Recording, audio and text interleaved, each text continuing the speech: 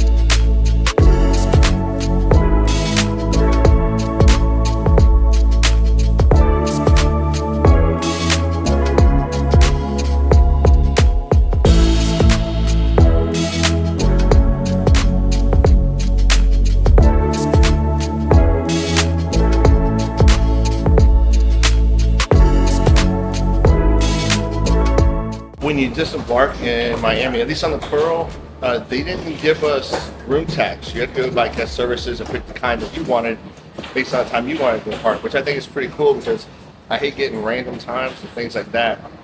But most of the time I use self-checkout, but they prefer you do the self-assist checkout also. But by guest services, you'll get the tax.